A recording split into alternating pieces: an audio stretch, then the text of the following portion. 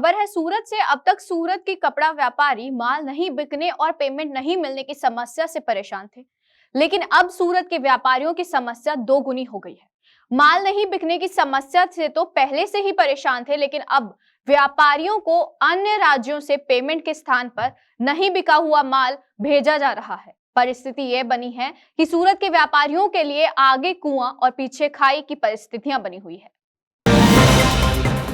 व्यापारियों का कहना है कि बीते साल भी कोरोना के कारण लग्नसरा के समय लॉकडाउन लग जाने से करोड़ों का नुकसान हुआ था। इस साल भी इसी तरह से ठीक लग्नसरा के समय में ही लॉकडाउन के कारण व्यापारियों ने लग्नसरा और त्योहारों को ध्यान में रखकर माल तैयार किए थे, वह नहीं बिके। जो माल अन्य राज्यों में बिका था वह भी रिटेल मार्केट बंद होने के कारण नहीं बिका। अन्य राज्यों में अभी भी रिटेल मार्केट बंद की परिस्थिति से ही गुजर रहे हैं। पूरे मार्केट में कोरोना के चलते रिटेल मार्केट बंद की परिस्थिति से गुजर रहे हैं। कहीं खुले भी हैं तो बारिश के कारण लोगों का आना जाना कम हो गया है, इसीलिए सूरत से जो माल भेजे गए थे वह नहीं बिक रहे।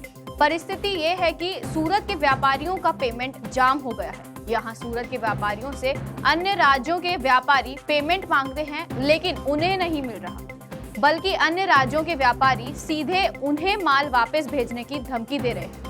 उनका सीधा कहना है कि माल बिकेगा तो पेमेंट मिलेगा।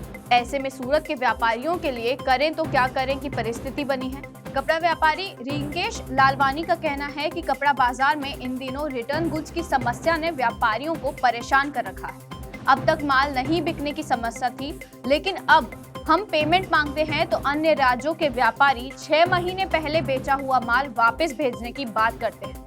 सूरत टेक्सटाइल ट्रांसपोर्ट गुड्स एसोसिएशन के प्रमुख युवराज देशले ने बताया कि धीमे धीमे अन्य राज्यों से रिटर्न गुड्स आने की शुरुआत हो गई है।